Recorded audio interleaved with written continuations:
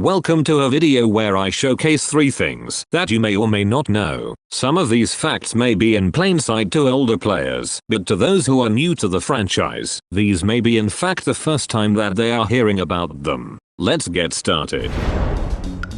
Starting things off relatively simple, did you know, as pointed out by Noob Master Pro, on the turning point map before the game starts, if the player is able to reach the payload suspended above the capture point, they'll notice that they can stand on top of the payload, as well as the rod that the payload is attached to. However, once the game starts, the game will suddenly spawn a collision hitbox on the payload, abruptly forcing all players off the payload onto the ground. Why the payload gains this sudden hitbox isn't exactly clear, though speculation suggests it could be the game either setting up the payload for the later stages of the map, or spawning it in as a method of stopping people from sitting on top of the payload.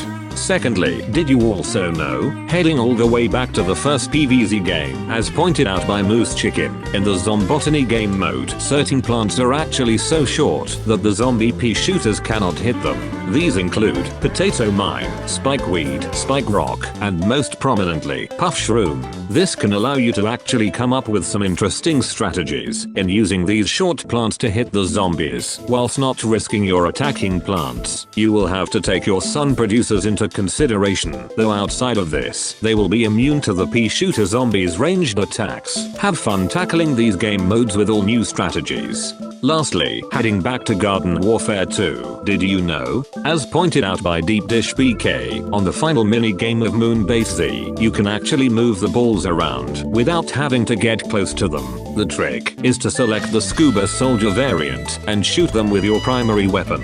This for some reason allows you to move the balls around as you see fit, and can be used to either help or hinder your team in the final minigame. Hopefully now, we'll be able to see zombies win the minigame for once, since the plants seem to be winning it all the damn time.